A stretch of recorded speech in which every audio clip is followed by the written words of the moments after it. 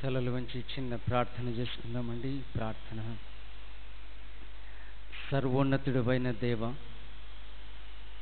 సర్వశక్తియు సర్వాధికారి అయిన మా పరలోకపు తండ్రి, ఈ సర్వ సృష్టి స్థితి లయములకు కారణభూతుడైన దేవ, ఈ పరిశుద్ధ దినం, ఈ ప్రాతకాల సమయంలో మీ పరిశుద్ధ పాద సాన్నిధ్యానికి మమ్మలందరినీ సజీవులనుగా నడిపించినందుకొరకై మీ పాదములకు కృతజ్ఞతా స్తోత్రం చెల్లించుచున్నాము. గడిచినటువంటి మా బ్రతుకు దినములన్నిటిలో మాకు తోడుగా ఉండి మమ్ములను, మా కుటుంబాలను, మా పిల్లలను మీరు కాపాడి ఈ లోక జీవితంలో మీరు మాకు అనుగ్రహించిన క్షేమము, నెమ్మది, ఆరోగ్యము, ఆయుష్ కొరకై మీ పాదములకు స్తుతులు చెల్లించుకుంటున్నాం. మీ సాన్నిధ్యంలో ఉండగా మీ కరుణా దృష్టి మాపై పడనిమ్మని ప్రార్థించుకుంటున్నాం. అయోగ్యులమైన అల్పులమైన మా ఆరాధనను కరుణతో స్వీకరించమని, చిత్తగించమని ప్రార్థించుచున్నాం. ఇదిగో మీ సన్నిధిలో చేరిన నీ బిడ్డలు నిన్ను ఆరాధిస్తుండగా, మేము ప్రార్థిస్తుండగా ప్రతి ఒక్క బిడ్డను పేరు పేరిట దర్శించుము దేవ. ఈ సంఘ ఆరాధన అంతయు నీకు అంగీకారముగా మాకు ఆశీర్వాదకరంగా ఉండేలా ఆశీర్వదించమని మా ప్రభువైన యేసుక్రీస్తు పరిశుద్ధమైన నామములో ప్రార్థించుచున్నాం తండ్రి. ఆమేన్. దయచేసి అందరూ కూర్చునండి. ప్రభునందు ప్రియమైనటువంటి సంఘమా, ప్రభు పేరిట మీ అందరికీ శుభములు, దీవెనలు కలుగునుగాక. ఈరోజు యొక్క ప్రత్యేకతను నేను ప్రత్యేకంగా ఈ ఆరాధనలో జ్ఞాపకం చేస్తూ మీ అందరికీ కూడా శుభాకాంక్షలు తెలియజేయ ఇష్టపడుచున్నాను. ఈ యొక్క రోజు సెప్టెంబర్ 27వ తారీఖు మన దక్షిణ ఇండియా క్రైస్తవ సంఘము ఆవిర్భవింపబడినటువంటి రోజు. సరిగ్గా 68 సంవత్సరాల క్రితం 1947వ సంవత్సరం సెప్టెంబర్ 27వ తారీఖున మద్రాసులోని సెయింట్ జార్జెస్ కెథీడ్రల్ నందు అత్యంత గంభీరముగా, దేవునికి మహిమకరముగా, అధికారికంగా ఈ భారతదేశంలో దేవుని యొక్క సంఘమునకు ఒక దృఢమైనటువంటి సాక్ష్యముగా వెలసినటువంటి సంఘమే ఈ దక్షిణ ఇండియా క్రైస్తవ సంఘం, the Church of South India. The formation day of the Church of South India ఈ సెప్టెంబర్ 27. కావున మీ అందరికీ కూడా ఈ దక్షిణ ఇండియా క్రైస్తవ సభకు చెందిన రాయలసీమ అధ్యక్ష మండలంలోని ఈ కడప సిఎస్ఐ సెంట్రల్ చర్చ్ సంఘ సభికులందరికీ కూడా పేరు పేరుట ప్రతి ఒక్కరికి, ప్రతి కుటుంబానికి ఈ మహా సువిశాలమైన, సుస్థిరమైన, ఐక్య సంఘమైన దక్షిణ ఇండియా క్రైస్తవ సంఘానికి చెందిన దేవుని ప్రజలైన మీ అందరికీ ప్రభువైన యేసుక్రీస్తు నామంలో దక్షిణ ఇండియా క్రైస్తవ సంఘ ఆవిర్భావ వార్షికోత్సవ శుభాకాంక్షలను తెలియజేసుకుంటున్నాను. ఈ రోజున ఈ మహాదేవుని సంఘానికి చెందినటువంటి ప్రజగా మనమందరం కూడా ఎంతో సంతోషించవలసినటువంటి సుదినము ఈ యొక్క దక్షిణ ఇండియా క్రైస్తవ సంఘ ఆవిర్భావ దినోత్సవం. ఈ యొక్క సంఘమునకు చెందిన సభ్యులుగా మనము ఉండుట మనకెంతో గర్వకారణంగా నేను భావిస్తూ, మరి ఈ దక్షిణ ఇండియా క్రైస్తవ సంఘ ఆవిర్భావ దినోత్సవ సందర్భంగా మరి దేవుని వాక్యాన్ని మనం ధ్యానం చేసుకోబోతున్నాము. మరి దేవుని వాక్యాన్ని ధ్యానించుకొనక ముందుగా నేను ఈ దక్షిణ ఇండియా క్రైస్తవ సంఘం యొక్క ఆవిర్భావానికి దారి తీసిన పరిస్థితులు, ఈ దక్షిణ ఇండియా సంఘ ఆవిర్భావమునకు మూల కారణములు, ఈ దక్షిణ క్రైస్తవ సంఘం యొక్క ఔన్నత్యత, చారిత్రకత ఈ సందర్భంలో నేను క్లుప్తంగా మీ దృష్టి యందు ఉంచాలని ఇష్టపడుతున్నాను. మనం ఏ సంఘంలో లేక ఏ సంఘానికి చెందిన వారముగా ఉన్నామో ఆ సంఘము ఏ విధంగా ఆవిర్భవించబడ్డదో, ఆ సంఘము యొక్క గొప్పతనం ఏమిటో, బాధ్యత ఏమిటో, సాక్ష్యం ఏమిటో మనం తెలుసుకోవటం చాలా అవసరం. మరి ఈ సంఘానికి, ఈ సభకు చెందినటువంటి మన పూర్వీకుల కాలం నుండి ఈ యొక్క సంఘ సహవాసంలో మనం కొనసాగుచున్నాం. మరి ఈ దక్షిణ ఇండియా క్రైస్తవ సంఘము మరొక క్రొత్త సంఘముగా, మరొక క్రొత్త డినామినేషన్గా పుట్టుకొచ్చినటువంటి సంఘము, మరొక క్రొత్త డినామినేషను కాదు. దక్షిణ ఇండియా క్రైస్తవ సంఘము వివిధ సాంప్రదాయాలకు చెందిన, శాఖలకు చెందిన సంఘముల యొక్క కలయిక లేక ఐక్యత. వివిధ డినామినేషనల్ బ్యాక్గ్రౌండ్కు చెందినటువంటి చర్చెస్ అన్నీ కూడా ఒక్క తాటిపైకి వచ్చి ఏక సంఘముగా ఒక ఐక్యమైనటువంటి, ఒక అత్యంత అద్భుతమైనటువంటి దేవుని యొక్క ఆత్మ కార్యమునకు రుజువుగా, సాక్ష్యంగా నిలిచినటువంటి సంఘము ఈ సిఎస్ఐ సంఘం. మరి ఈ యొక్క దక్షిణ ఇండియా క్రైస్తవ సంఘ ఆవిర్భావానికి గల పూర్వపరాలు మనం తెలుసుకోవాలి. భారతదేశానికి వివిధ మిషనరీలు, మిషన్ సంస్థలు మరి భారతదేశానికి సువార్తను తీసుకుని వచ్చి సంఘాలను, సంస్థలను స్థాపించి మరి ఈ భారతదేశం ఎన్నటికీ మరువలేనంత ప్రబలమైన పరిచర్యను చేశారు. వేలాది సంఘాలను కట్టారు. ఒక్కొక్క ప్రాంత్యంలో ఒక్కొక్క మిషను వారు మరి ప్రవేశించి వారు ఎంతో ప్రాంత్యాన్ని తమ మిషనరీ సెంటర్గా తీసుకొని ఎన్నో సంఘాలు స్థాపించి సంస్థలను, సేవా సంస్థలను స్థాపించుచు ఇలా ఈ భారతదేశం అంతా కూడా విస్తృతముగా ఈ మిషనరీలు, మిషన్ సంస్థలు విస్తరించాయి. మరి అదే సమయంలో భారతదేశంలో మరి ఈస్ట్ ఇండియా కంపెనీ దాదాపుగా ఈ భారతదేశాన్ని అంతటిని కూడా పరిపాలిస్తున్న రోజుల్లో భారతదేశంలో జాతీయ భావాలు, జాతీయ ఉద్యమాలు ఊపందుకున్నాయి. ఈ దేశ ప్రజలే పరిపాలించుకోవాలి, ఈ దేశం ఒక స్వతంత్ర దేశంగా ఉండాలి అని ఒక బలమైన జాతీయ భావాలు ఈ భారతదేశంలో మరి పుట్టుకొచ్చాయి.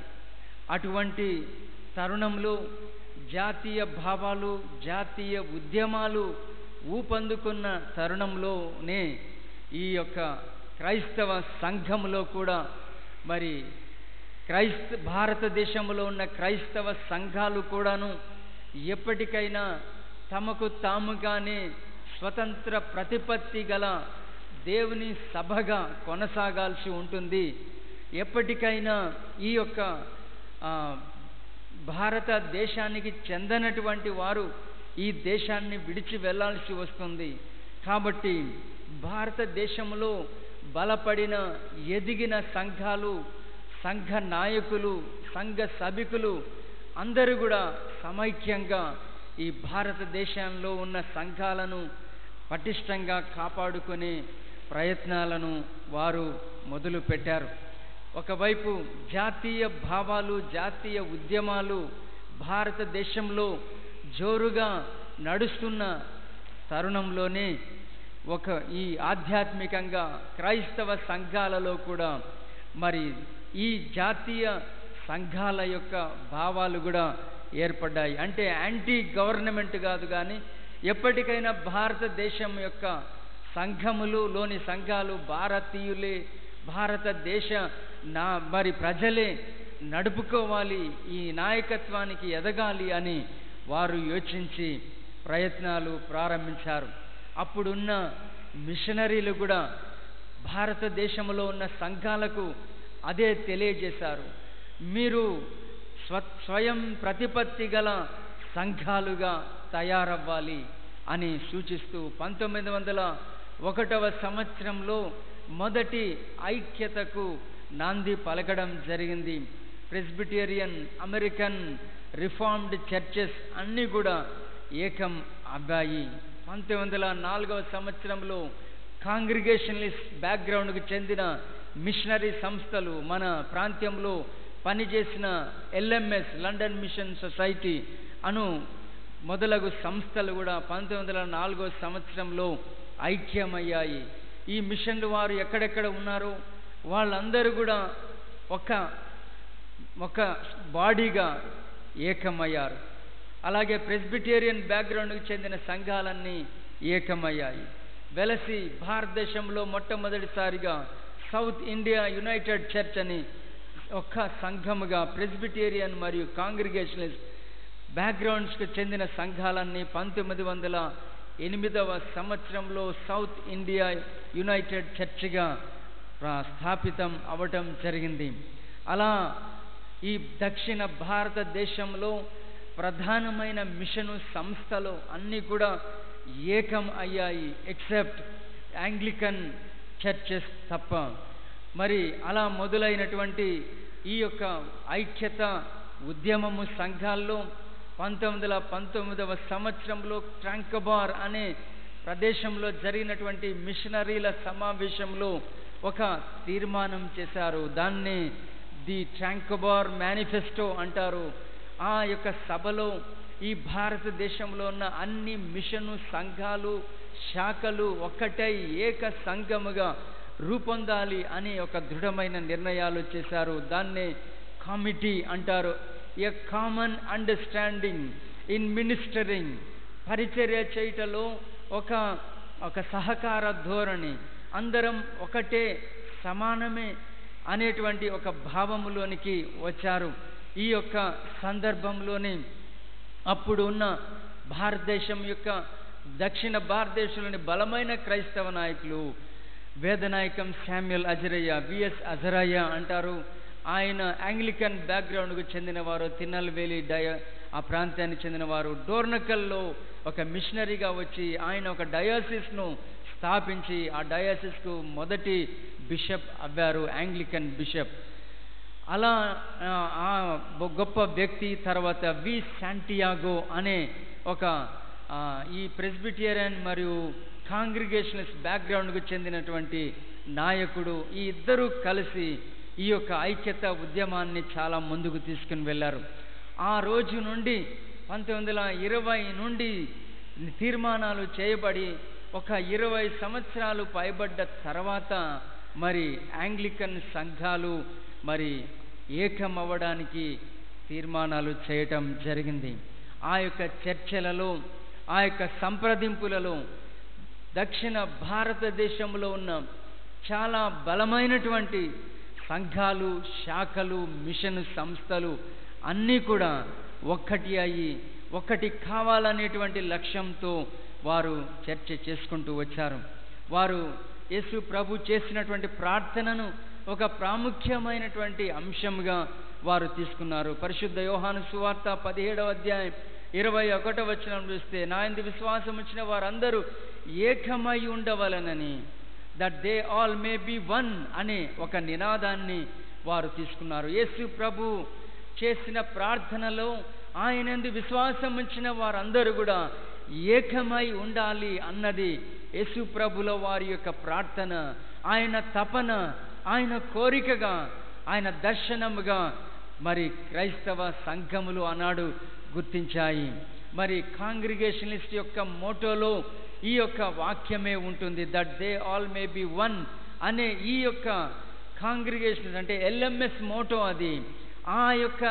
ఆ మోటోను, ఆ అంశాన్ని ఈ దక్షిణ క్రైస్తవ సంఘ ఆవిర్భానికి ఒక స్ఫూర్తి వాక్యముగా తీసుకొని ఆలోచన చేసి ప్రార్థనలు చేసి చివరికి మరి వారు ఒక 4 తీర్మానాలపైన, 4 అంశాలపైన ఏకీభవించి దక్షిణ క్రైస్తవ సభగా ఆవిర్భవించారు. దాన్ని ది స్కీమ్ ఆఫ్ యూనియన్ అంటే ఐక్యత కొరకైన ఒక ఒప్పందము అని వారు భావించారు. ఆ యొక్క స్కీమ్లో 4 ప్రధానమైన అంశాలను అంగీకరించారు వారు. మొదటిది, the holy scriptures are the ultimate standards of faith and salvation. క్రైస్తవుల యొక్క రక్షణకు, వారి విశ్వాసానికి అత్యున్నతమైన ప్రమాణికాలుగా లేఖనములను, పాత నిబంధన మరియు క్రొత్త నిబంధన గ్రంథాలను వారు అంగీకరించారు. అలా పరిశుద్ధ గ్రంథమైన పాత నిబంధన, క్రొత్త నిబంధన గ్రంథాలను క్రైస్తవ విశ్వాసానికి ప్రమాణికాలుగా వారు అంగీకరించారు. మొదటి ఒప్పందం. రెండవది, ది హిస్టారికల్ క్రీడ్స్ అంటే చారిత్రక విశ్వాస ప్రమాణాలు. నైసియా విశ్వాస సూత్రం మరియు అపోస్తులుల విశ్వాస సూత్రం, ఈ రెండిటిని వారు ఆ క్రీడ్స్ని క్రైస్తవ విశ్వాసానికి ప్రమాణాలుగా వారు అంగీకరించారు. మూడవది, 2 sacraments, the sacrament of baptism and the sacrament of holy communion. బాప్తిస్మ సంస్కారం మరియు ప్రభు భోజన సంస్కారం అనే ఈ 2 సంస్కారాలను ఈ ఐక్య సంఘము ప్రధానంగా అంగీకరించడం జరిగింది. చివరిగా 4వది, ది హిస్టారిక్ ఎపిస్కోపేట్ అంటే ఒక చారిత్రక ఎపిస్కోపసీ అంటే దేవుని సంఘము. ఈ అపోస్టాలిక్ సక్సెషన్ అంటే అపోస్తులు యేసు ప్రభు పిలిచారు, వారికి దేవుడు ఈ సంఘమును అప్పగించారు. వారు ఆయా సంఘాలలో వారు నాయకులను, పెద్దలను అభిషేకించుచు వచ్చారు. ఆ క్రమంలో కొనసాగేటువంటిదే దేవుని సంఘము. So ordination is a compulsory.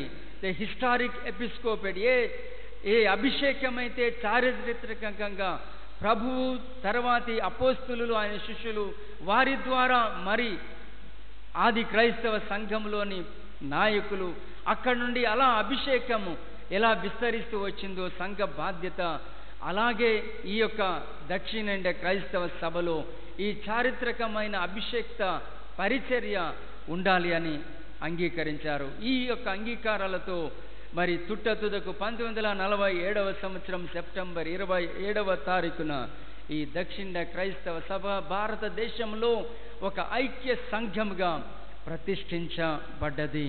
ఈ ఐక్య సంఘానికి మొట్టమొదటి మోడరేటర్ మన రాయలసీమ డయోసిస్ బిషప్ గారైన late right reverend most reverend H Sumithrappa గారు, హోస్పేట్ సుమిత్రప్ప అంటారు ఆయన్ని.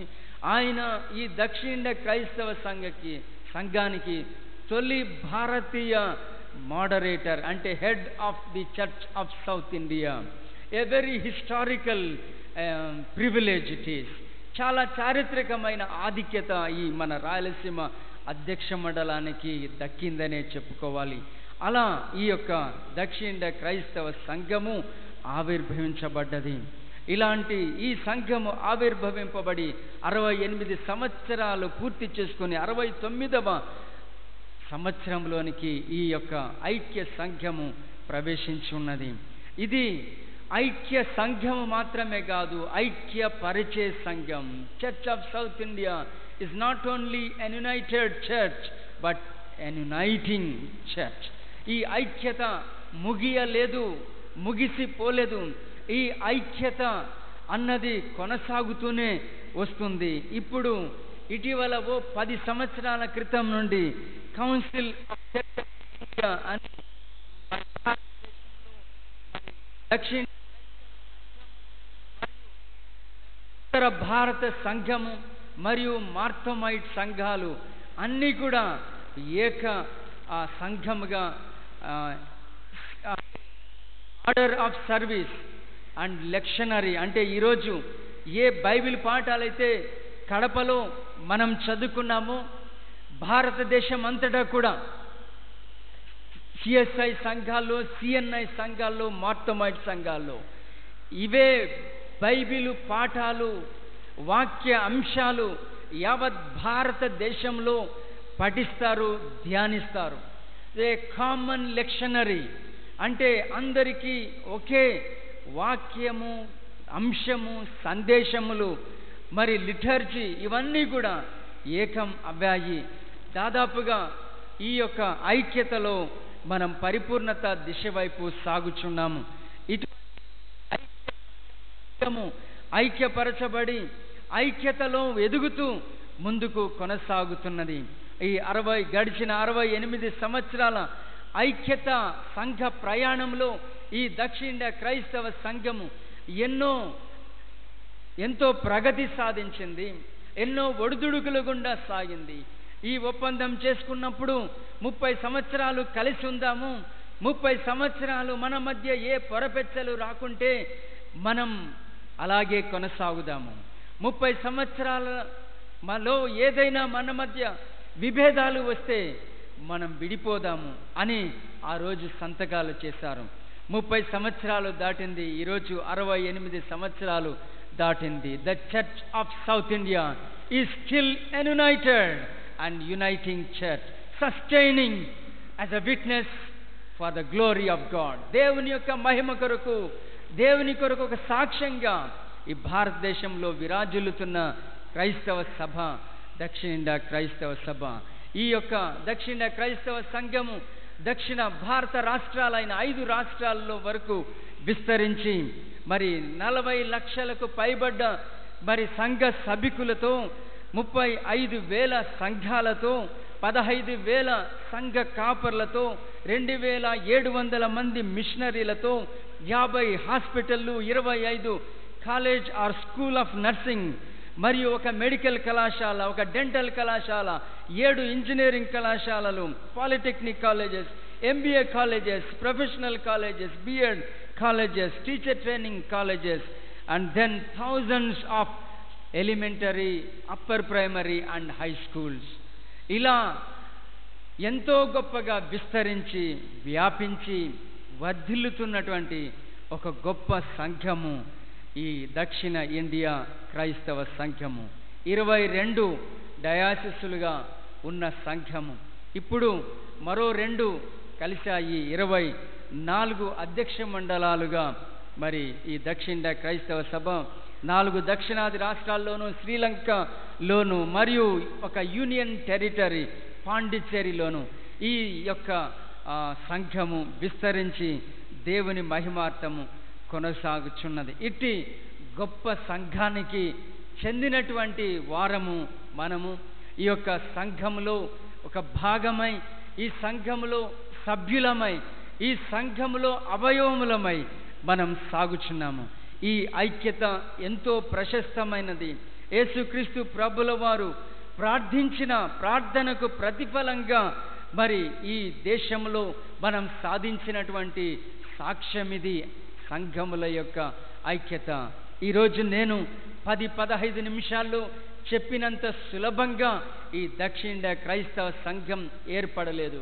ఎన్నో బలమైన సిద్ధాంతాలు, శాఖాభావాలు, సైద్ధాంతిక మరి పూర్వపరాలు, మరి కొంత చాదస్తము, కొంత సంకుచితత్వము క్రైస్తవ సంఘాల్లో ఉన్న బలమైన సంఘాలు, శాఖలు వారి ఆస్తులను, వారి యొక్క ఐడియాలజీస్, వారి యొక్క ఆబ్జెక్టివ్స్ అన్నీ కూడా ఫోర్గో అవి వదిలేసి for the sake of an united church in India, దేవుని ఐక్య సంఘంగా ఈ దేశంలో స్థాపించుట కొరకు వారు సర్వస్వాన్ని కూడా విడనాడి ఐక్యతను ప్రధానంగా తీసుకొని ఐక్య సంఘంగా రూపొందారు. భారతదేశంలో మరి రకరకాల ఒక్కొక్క ఊర్లో, ఒక్కొక్క జిల్లాలో ఒక్కొక్క సంఘం పేరిట ఉంటే ఈ రోజుటికి మనము ఎంత బలహీనంగా ఉండేవారమో, మనము ఎంత చిందరబందరగా ఉండేవారము. But our forefathers, the church fathers of Church of South India, పెద్దలు చాలా గొప్పగానే ఆలోచన చేశారు. దేవుడు వారిని మంచి సాధనములుగా వాడుకున్నారు. ఈ సంఘాలన్నిటినీ కూడా ఒక్కటి చేయాలి. ఈ భారతదేశంలో అన్ని సంఘాలు కలిస్తే దీని సాక్ష్యం ప్రబలంగా ఉంటుంది. ఈ యొక్క భారతదేశంలో భారతీయులే నడుపుకునేటువంటి సంఘములో ఇది ఏర్పడ్డప్పుడే ఇతరులు కూడా ఈ సంఘములోకి చేరుతారు. లేకపోతే ఇదేదో పాశ్చాత్య సంఘముగా పాశ్చాత్యులు వచ్చి పెట్టినటువంటి ఒక సంస్థగా, ఆర్గనైజేషన్స్గానే చూస్తూ ఉంటారు. But we should give a true image to God's church in the nation of India. భారతదేశంలో క్రైస్తవ సంఘానికి ఒక సిసలైన రూపాన్ని ఇవ్వాలి అని మానాడు మిషనరీలు కూడా తలంచారు. ఈ నేపథ్యంలో ఈ కృషి పరిణామాల ఫలితంగా ఈ దక్షిణ ఇండియా క్రైస్తవ సభ ఎంతోమంది ప్రార్థనల, చర్చల, సంప్రదింపుల ఫలితంగా ఏర్పడినటువంటి సంఘము దక్షిణ ఇండియా క్రైస్తవ సంఘం. ఈ యొక్క సంఘము ఏర్పడడానికి యేసు ప్రభు యొక్క ప్రార్థనే ప్రధానంగా వారు భావించారు. ఇటు యొక్క సంఘంలో విశ్వాసులముగా మనం సాగుచున్నాం. ఈ సంఘము దేవుని యొక్క ప్రేమతో ముడివేయబడినటువంటి సంఘం. దీన్ని ఒక ప్రత్యేక సంఘంగా చూడకండి ఎప్పుడు. ఇది ఐక్యపరచబడుచున్న సంఘము. ఐక్యత ముగియలేదు. ఈ సంఘము ఎప్పుడు అందరితో కలిసి నడుస్తుంది. మీరు సిఎస్ఐ యొక్క భావజాలం మీరు చూసారా, గమనించారా? we do not deny and we do not ignore, we do not insult any other church. వేరే సంఘాలను, వేరే వాళ్ళని మనం చులకనగా చూడము, నిందించము, వేరే సంఘాలను తక్కువగా మాట్లాడము. మనము ఒక ఇంక్లూజివ్ ఫెలోషిప్గా అందరినీ, దేవుని ప్రజలైన వారందరిది ఏక సంఘం అనే భావనతో మనము భావించి జీవించే, నడుచుకునేటువంటి క్రమము కలిగినటువంటి వారము. మనలో ఏ విధమైనటువంటి అంతరాలను మనం ఉంచుకోము. మనము కలుపుగోలుతో ఏ సంఘము వారు వచ్చినా we welcome them, we respect them, we honor them, we encourage them, we do not discourage them. వాళ్ళని నిరుత్సాహపరచం, వాళ్ళతో కలుపుగోలుతోటే మనం వెళ్తుంటాం. చాలాసార్లు ఈ యొక్క కలుపుగోలుతనం బయటి వాళ్ళకి చాలా తేలికగా అయిపోయింది, చులకనగా అయిపోయింది. ఇది ఏం తరంగాని సంఘంగా భావిస్తున్నారు. దీని యొక్క పునాదులు, దీని యొక్క భావజాలం సంఘంలో వెలుపట అందరికీ అర్థం కావటం లేదు. ఈ దక్షిణ సంఘానికి చెందినటువంటి దేవుని ప్రజలైన ఈ సభికులే ప్రధానంగా ఈ సంఘాన్ని గురించి బాగా అర్థం చేసుకోవాలి. ఈ సంఘంలో విశ్వాసులుగా, సభ్యులుగా ఈ సంఘం యొక్క అభ్యున్నతికి, సంఘము ద్వారా ఒక సాక్ష్యం అందించుట కొరకు మనం ముందుకు సాగాలి. పౌలు రోమీలకు రాసినటువంటి పత్రికలో 8వ అధ్యాయంలో ఆయన ఒక ప్రశ్న వేశారు. ఆయనే ఆ ప్రశ్నకి జవాబు కూడా ఇచ్చేశారు. రోమా పత్రిక 8వ అధ్యాయం 35వ వచనం, క్రీస్తు ప్రేమ నుండి మనలను ఎడబాపు వాడెవడు? శ్రమ అయినను, బాధ అయినను, హింస అయినను, కరువైనను, వస్త్రహీనతైనను, ఉపద్రవమైనను, ఖడ్గమైనను మనలను ఎడబాపున. This was the question of a saint to the church in Rome. రోమాలో ఉన్న సంఘానికి ఈ మహాపునీతుడైన పౌలు గారు సంధిస్తున్న ప్రశ్న, క్రీస్తు ప్రేమ నుండి మనలను ఎవడైనా ఎడబాపగలవాడు ఉన్నాడా? ఏ శ్రమ అయినా, ఏ పరిస్థితి అయినా అని అర్థం. శ్రమ, బాధ, హింస, కరువు, వస్త్రహీనత, ఉపద్రవం, ఖడ్గం, these all speaks about the situation, the circumstances. పరిస్థితులను గురించి మాట్లాడుతున్నాయి. శ్రమ, బాధ, హింస, కరువు, వస్త్రహీనత, ఉపద్రవం, ఖడ్గం, ఇవన్నీ కూడా పర్సిక్యూషన్స్. ఈ శ్రమలు అయినా కూడా క్రీస్తు యొక్క ప్రేమ నుండి మనల్ని ఎడబాపున. Either a person or a situation cannot separate us from the love of God, from the bond of love of Christ. క్రీస్తు యొక్క ప్రేమ అనే బంధముల నుండి మనల్ని ఒక వ్యక్తి కానీ, పరిస్థితి కానీ దూరం చేయగలదా, ఎడబాపగలదా అని ప్రశ్న వేస్తున్నాడు. ఆ ప్రశ్న వేసినటువంటి పౌలు గారే జవాబు కూడా చెప్పేస్తున్నారు. 39వ వచనం, మరణమైనను, జీవమైనను, దేవదూతలైనను, ప్రధానులైనను, ఉన్నవి అయినను, రాబోవునవి అయినను, అధికారులైనను, ఎత్తైనను, లోతైనను, సృష్టించబడిన మరి ఏదైనను మన ప్రభువైన క్రీస్తు యేసునందలి దేవుని ప్రేమ నుండి మనలను ఎడబాప నేరవని రూఢిగా నమ్ముచున్నాను. ఆయన ప్రశ్న వేశారు, క్రీస్తు ప్రేమ నుండి మనల్ని ఎవరైనా ఏ పరిస్థితి అయినా ఎడబాపగలుగుతుందా?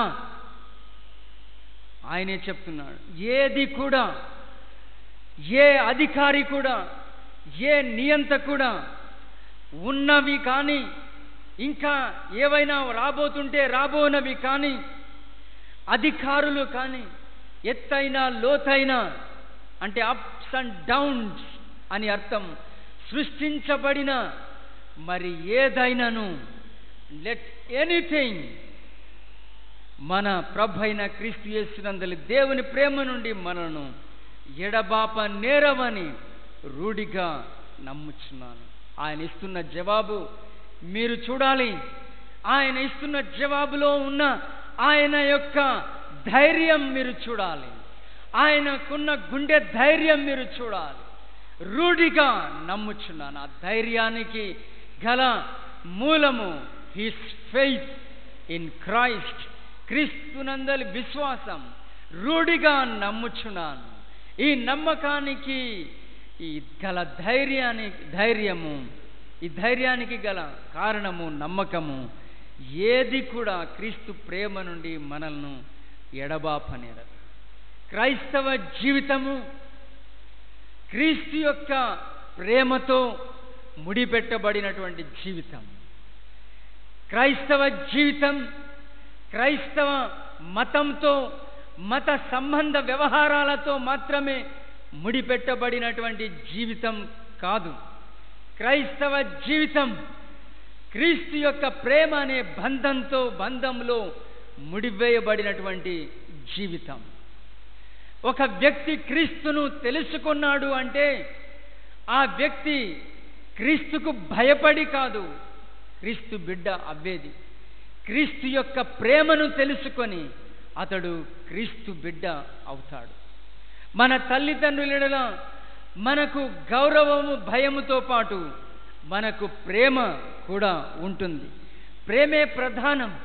ఇక్కడ దేవుని ఎడల మనకు భయభీతులు కాదు, దేవుని ఎడల ఉండవలసిన ప్రేమ చాలా ప్రాముఖ్యం. సో ఒక క్రైస్తవ జీవితానికి మూలము క్రీస్తు యొక్క ప్రేమ. క్రీస్తు యొక్క ప్రేమను మీరు రుచి చూచిన ఎడల అని పేతురు భక్తుడు వ్రాస్తున్నారు. క్రీస్తు యొక్క ప్రేమను మీరు రుచి చూచి ఉంటే మీరు ఈ లోక మాలిన్యాన్ని విడిచిపెట్టి మీరు వాక్యం అనే పాలచే పోషించబడండి అంటాడు. The very beginning of the Christian life, the very growth of the Christian life is based on the experience of knowing or experiencing the love of Jesus Christ. క్రీస్తు యొక్క ప్రేమను ఎరుగుట నుండే ఒక వ్యక్తి యొక్క క్రైస్తవ జీవితానుభవం ఆరంభమవుతుంది, మొదలు అవుతుంది. నీకు యేసు ప్రభు ప్రేమగల దేవుడుగా, ఆయన ప్రేమ నీకు ఇంకా ఈ రోజుటికి అర్థమవ్వలేదు. నీకు 60 ఏండ్లు నిండాయి, 70 ఏండ్లు నిండాయి, 50 ఏండ్లు నిండాయి అంటే ఏమీ లాభం లేదు. శుద్ధ దండగా నీ జీవితం. You must know, you must experience the sweetness in the love of Jesus Christ. క్రీస్తు యొక్క ప్రేమ యొక్క మాధుర్యాన్ని నీవు అనుభవపూర్వకంగా ఎరిగిన బిడ్డవు కావాలి. ఈ ప్రేమను నీవు తెలుసుకుంటే నిన్ను ఏ వ్యక్తి, ఏ వ్యవస్థ, ఏ పరిస్థితి ఆ దేవుని ప్రేమ నుండి నిన్ను ఎడబాప నేరదు. ఈ క్రీస్తు ప్రేమ నుండి మనలను ఎడబాపువాడు ఎవడు? శ్రమ అయినా, బాధ అయినా, హింస అయినా, కరువైన, వస్త్రహీనత అయినా, ఉపద్రవమైన, ఖడ్గమైన మనలను ఎడబాపునా? ఇది ప్రశ్న. ఏవైనా దేవుని ప్రేమ నుండి మనల్ని ఎడబాపగలుగుతుందా? ఏది కూడా ఎడబాపలేదు. Rulers, authorities, the creation, the present, even the future, ఉన్నవి రాబోనవి సృష్టించబడిన మరి ఏదైనాను క్రీస్తు యొక్క ప్రేమ నుండి మనల్ని ఎడబాప నేరవని రూఢిగా నమ్ముచున్నాను. క్రైస్తవ సంఘ జీవితం ఇటువంటి ఐక్యతలో, దేవునిలో కొనసాగేటువంటి జీవితం. ఈ దక్షిణ క్రైస్తవ సంఘం యొక్క అనుభవము దేవుని యొక్క ప్రేమలో ఐక్యపరచబడేటువంటి అనుభవం. దేవుని ప్రేమలో నుండి ఎడబాప లేవని విశ్వసించినటువంటి అనుభవం. ఏ బ్యారియర్ కూడా, ఏ అవరోధం కూడా, ఏ అంతరాలు కూడా ఆ క్రీస్తు యొక్క ప్రేమ నుండి మనలను ఎడబాపకూడదు. ఎడబాప నేరవని రూఢిగా నమ్ముచున్నాను. అటువంటి బలమైనటువంటి ప్రేమ అనుబంధములో, క్రీస్తులో మన యొక్క జీవితాలు, సంఘ జీవితము సాగాలి. ఈరోజు ఈ క్రైస్తవ సంఘాలను, దక్షిణ భారత క్రైస్తవ సంఘాన్ని, ఉత్తర భారత క్రైస్తవ సంఘాన్ని, ఇంకా మరి ఇతర సంఘాలన్నిటినీ కలుపుతున్నటువంటి ఏకైక అంశము ది లవ్ ఆఫ్ క్రైస్ట్. క్రీస్తు యొక్క ప్రేమ. ఆయన ప్రేమ గల దేవుడైతే ఈ అంతరాలు ఎందుకు, ఈ తారతమ్యాలు ఎందుకు, ఈ విభేదాలు ఎందుకు, ఈ యొక్క అసమానతలు ఎందుకు? Let us come together, let us be an united fellowship. మనం ఐక్య సహవాసంగా అవుదాము అనేటువంటి నినాదంలో, అనేటువంటి సాక్ష్యంలో ముందుకు సాగుచున్న అనుభవం ఈరోజు భారతదేశంలోనే కాదు, అంతర్జాతీయంగా ఈ సిఎస్ఐ సంఘము ఒక మోడల్గా నిలిచింది. 1947 తర్వాత భారతదేశంలో ఉత్తర భారత క్రైస్తవ సంఘం ఏర్పడ్డది. తర్వాత అంతర్జాతీయ దృష్టిని ఈ దక్షిణ ఇండియా సభ సారించింది. The world started to look to this great United church. ఈ గొప్ప ఐక్య సంఘమును ప్రపంచం చూడటం మొదలుపెట్టింది. Reformed United churches, United reform churches పేరిట మరి ఇంగ్లాండ్లోను, ఆస్ట్రేలియాలోను, అమెరికాలోను, ఆఫ్రికాలోను, మరి వివిధ ఖండాల్లో ఈ యొక్క ఐక్య సంఘముల ఉద్యమము జోరందుకుంది. ఐక్య సంఘాలు ఏర్పడ్డాయి. మనం ఇలా చెదిరిన శాఖలుగా ఉండకూడదు, మనం ఐక్య సంఘం కావాలి అని. అంతర్జాతీయంగా కూడా ప్రభావాన్ని చూపగలిగినటువంటి ఒక బలమైనటువంటి సంఘము మన దక్షిణ భారత క్రైస్తవ సంఘం. ఈ యొక్క సంఘము ఈ భారతదేశంలో ఒక సాక్ష్యంను కలిగి ఉన్నటువంటి సంఘం. ఈ సంఘమును మనము ముందుకు తీసుకొని వెళ్ళాలి. ఈ సంఘాన్ని కట్టుకుంటూ మనం ముందుకు తీసుకొని వెళ్ళాలి. విచారకరం, ఈ దక్షిణ ఇండియా సంఘంలో మరి ఇటీవల ఏర్పడుతున్న కొన్ని పరిణామాలు ఈ సంఘానికి ఎంతో మరి హాని కలగచేసేటువంటి విధంగా తయారయ్యాయి. అవుట్ సైడ్ ద చర్చ్ కాదు మనం ఫేస్ చేస్తున్న problems, from within the church, inside the church. సంఘం లోపటి నుండే మనము ఇప్పుడు సమస్యలను ఎదుర్కొంటున్నాము. నెహెమ్యా కూలిపోయిన, కాలిపోయిన యెరూషలేము ప్రాకారాలని కట్టడానికి మరి ఆయన తన స్వదేశానికి వెళ్ళారు. He wanted to rebuild the walls of Jerusalem. యెరూషలేము యొక్క కూలిన ప్రాకారాలను పునర్నిర్మాణం చేయ సంకల్పించి వెళ్ళారు. ఆయనకు శత్రువులు పరాయి వాళ్ళు కాదు. ఆయన యొక్క పనికి అడుగడుగున అడ్డు తగిలిన వారు, భంగపరుస్తూ వచ్చిన శక్తులు పరదేశీయులు కాదు, శత్రు దేశాలు కాదు. They are exactly the people within that nation. ఆ యొక్క దేశములోనే, ఆ జనుల మధ్యలోనే ఉన్నటువంటి వ్యక్తులు వారే ఈ యొక్క యెరూషలేము యొక్క పునర్నిర్మాణానికి అడ్డు తగిలినటువంటి వారు. ఆ నెహెమ్యా వెళ్ళి అందరినీ పిలిచి చెప్పారు, మనము కట్టుటకు పూనుకొందము రండి అని చెప్పి ఈ మంచి కార్యము చేయుటకై బలము తెచ్చుకున్నామని నెహెమ్యా చెప్తున్నారు. నెహెమ్యా గ్రంథం 2వ అధ్యాయం 17వ వచనం నుంచి మనం చదువుకున్న మాటలు. అక్కడ నెహెమ్యా వెళ్ళి యెరూషలేము ప్రాకారాలను మరలా కట్టుదాము రండి అని 17వ వచనంలో పిలుపు ఇస్తున్నారు. చూడండి ఎలా కాలిపోయాదో ఈ యెరూషలేము పట్టణం, ఎలా కూలిపోయాయో ఈ యెరూషలేము ప్రాకారాలు చూడండి, గుమ్మములు ఎలా కాలిపోయాయో అగ్ని చేత మీరు చూచి ఉన్నారు కదా. మనము ఇక మీదట మనకు నింద రాకుండా యెరూషలేము యొక్క ప్రాకారమును మరలా కట్టుదము రండి. Come let us rebuild. Come, let us rebuild. Church should always open a door to reform. సంఘము ఎప్పుడు తన్ని తాను సంస్కరించుకోవడానికి ద్వారములను తెరిచినటువంటి వ్యవస్థని మనం మరవరాదు. సంఘం సంకుచితత్వంతో నడవకూడదు. సంఘము కొన్ని ఒక మూల పాఠాలపైనే ఉండి ఒక సంకుచితత్వ ధోరణిలో నడవకూడదు. ఒక దిద్దుబాటుకు ఆస్కారం లేనటువంటి ఒక అహంకారంతో సంఘము నడవకూడదు. సంఘము ఎప్పటికప్పుడు జరిగిన తప్పులు దిద్దుకుంటూ దేవుని వాక్యానుసారంగా సంఘములోని లోపాలను సరిచేసుకుంటూ క్రీస్తు యొక్క సంఘముగా, శరీరముగా ఈ లోకములో సంఘం కట్టబడాలి, ఎదగాలి, వర్ధిల్లాలి. ఆ నేపథ్యంలోనే కట్టుటకు పూనుకొందం రండి, మరలా కట్టుటకు పూనుకొందం రండి. ఏవైనా లోపాలు జరిగాయా సంఘంలో, ఏవైనా లోపభూయిష్టత ఏర్పడ్డదా ఈ దేవుని సభలో, కాల ప్రయాణంలో ఏవైనా మలినాలు మస్టు ఈ సంఘానికి అంటాయా, ఏవైనా ఉండకూడని ప్రవేశించకూడని కొన్ని దురాచారాలు, దురాగతాలు ఏవైనా ఈ దేవుని సభలోకి చొరబడ్డాయా, ఏవైనా శక్తులు, వ్యక్తులు ఈ యొక్క పవిత్ర వ్యవస్థకు భంగకరంగా తయారవ్వారా, నిశితముగా దేవుని వాక్య వెలుగులో మనము సంస్కరణ చేసుకోగలగాలి. ఈ నెహెమ్యా ఆ యొక్క గొప్ప పునర్నిర్మాణ సంకల్పానికి పూనుకున్నాడు. మరలా కట్టుటకు పూనుకొందము రండి.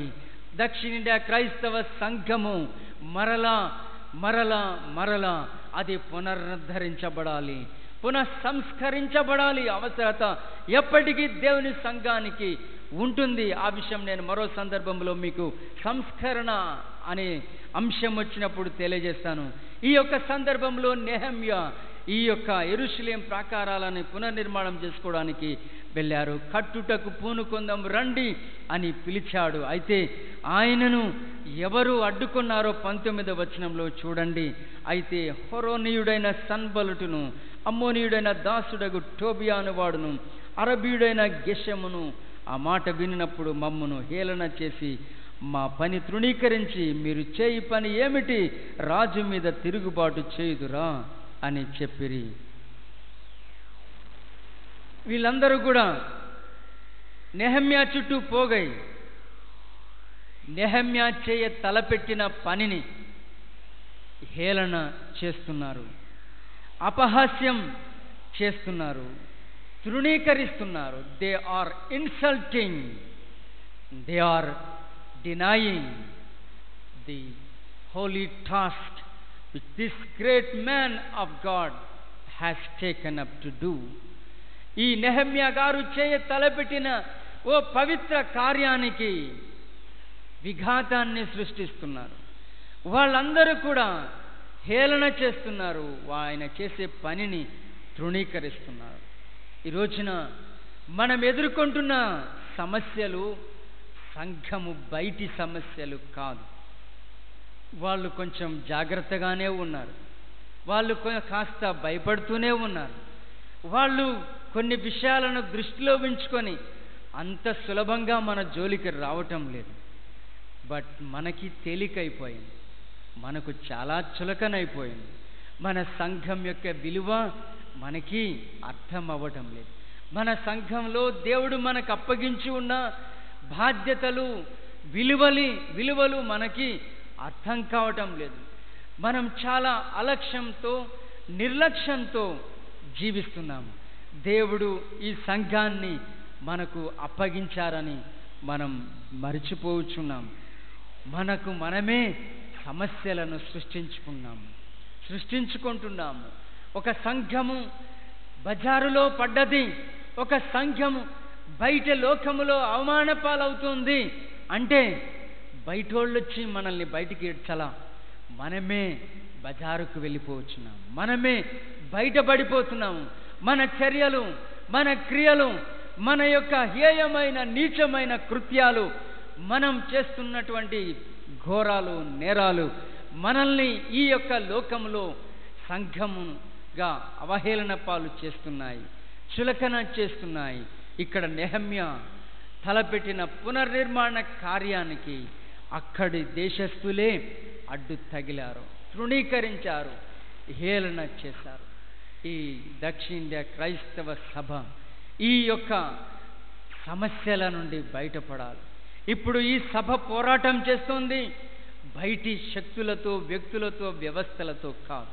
ఈ దక్షిణ క్రైస్తవ సభ యొక్క పోరాటం either court case, either property case, either a dispute, a controversy, a conflict, everything is coming from within the church. ఈ సిఎస్ఐ సంఘం లోపట నుండి వస్తున్న, చిమ్ముతున్న విషయం ఇది, కక్కుతున్నటువంటి విషయం ఇది. మనమే మన సంఘాన్ని పాడు చేసుకుంటున్నాం. 68 సంవత్సరాలు పూర్తి చేసుకున్న ఎ matured church in this nation, ఒక ఎదిగిన సంఘముగా, ఈ సంఘ ప్రయాణములో యాత్రా సంఘముగా, ఎ పిల్గ్రిమ్ చర్చ్, ఒక ప్రయాణం చేసే సంఘం. ఈ యొక్క విశ్వాస ప్రయాణంలో ఈ దక్షిణ భారత క్రైస్తవ సంఘము ఎన్నో ఒడిదుడుకుల గుండా సాగింది, ఎన్నో ఆటుపోట్లను ఎదుర్కొంది, ఎన్నో దాడులను, ప్రతి దాడులను ఎదుర్కొంది. వీటన్నిటి మధ్య ఈ సంఘము నిలిచింది, ఈ సంఘం ఉనికిని కలిగి ఉంది, ఈ సంఘం కొనసాగుతుంది, ఈ సంఘం వర్ధిల్లుతుంది. ఎవరు దీనిని ఆపలేరు. ఈ సంఘాన్ని పాడు చేస్తే దేవుడు అలాంటి వాళ్ళని పాడు చేస్తారు, అలాంటి వాళ్ళు పాడైపోతారు. ఈ సంఘాన్ని పాడు చేసేటువంటి పనులకు ఎవరు దిగకండి. ఈ సంఘం యొక్క ప్రతిష్టను, ప్రగతిని కాపాడుకునేటందుకోసమే ప్రయత్నం చేద్దాం. మీకేవైనా నచ్చలేదా? మీకేవైనా మనసు కష్టం కలగజేసే విషయాలు ఉన్నాయా? Better you leave those things to God. అవి దేవునికి వదిలిపెట్టడం మంచిది. ప్రార్థన చేయండి, అలాంటి వ్యక్తులను మార్చమని ప్రార్థన చేయండి, అలాంటి వ్యవస్థను ప్రక్షాళనం చేయమని మోకరించి ప్రార్థన చేయండి. దేవుడు ఈ సంఘములో కార్యములు చేస్తారు. నచ్చలేదని, మనకు గిట్టలేదని, మనకు కుదరలేదని మనము ఏవేవో పనులు చేసుకుంటూ వెళ్తే అవన్నీ కూడా ఫైనలీ ఈ సంఘాన్ని పాడు చేసేవి అవుతాయి, భ్రష్టు పట్టించేవి అవుతాయి. ఈ సంఘం హేళన పాలు, నవ్వుల పాలు అవ్వేదానికి కారకం అవుతాయి. ఈ దక్షిణ భారత క్రైస్తవ సంఘం ఒక ఐక్య సంఘం.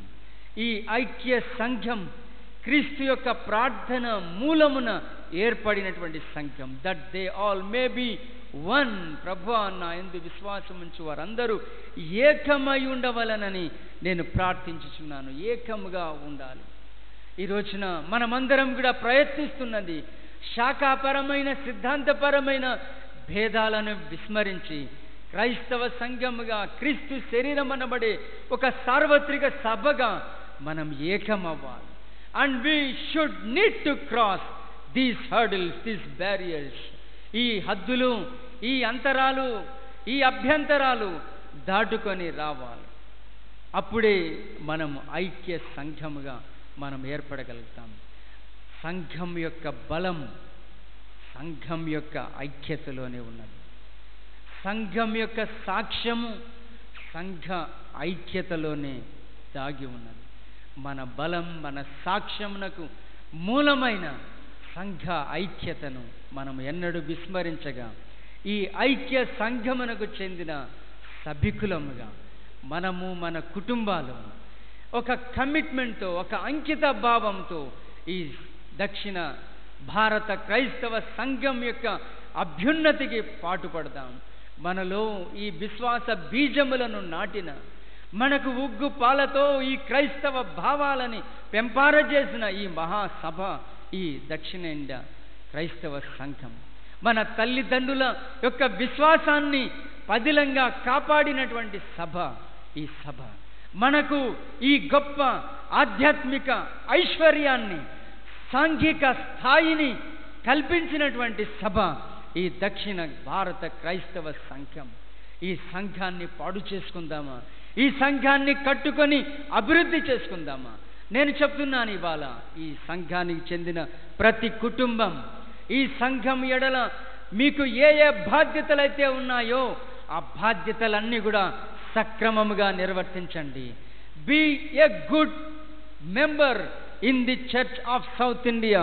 ఈ దక్షిణ భారత క్రైస్తవ సంఘంలో ఒక మంచి సభ్య కుటుంబముగా మీరు ఉండండి.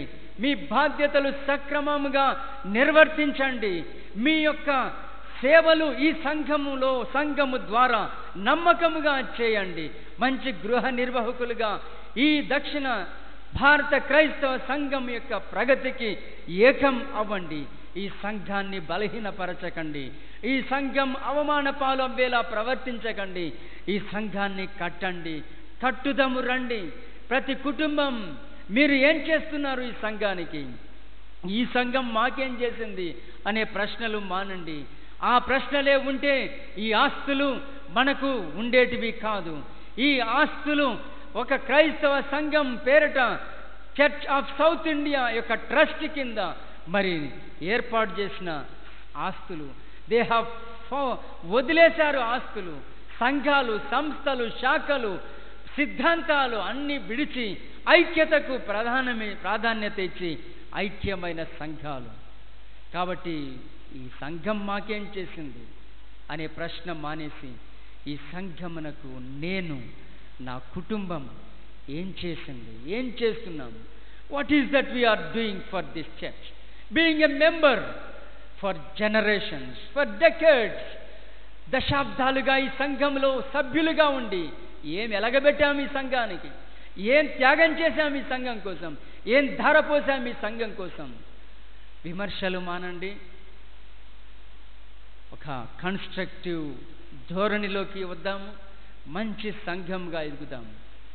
దేవుడు మనకిచ్చిన ఈ సంఘాన్ని మనం దేవుని యొక్క సాక్ష్యంగా నిలబెట్టుకుంటూ మనం ముందుకు సాగుదాం. ఈ మహా యాత్రా సంఘమైన దక్షిణ ఇండియా క్రైస్తవ సంఘానికి చెందిన మనమందరం కూడా ఈ రోజున దేవుని సంతోషంతో కృతజ్ఞతా స్తోత్రం చెల్లించాలి. ఈ గొప్ప సంఘము ఆవిర్భవించబడిన సుదినము ఈ యొక్క రోజు 1947వ సంవత్సరం సెప్టెంబర్ 27వ తారీఖున అత్యంత భక్తి ప్రార్థనలతో ఆవిర్భవించబడిన ఈ పవిత్ర సంఘమే ఈ దక్షిణ భారత క్రైస్తవ సంఘం.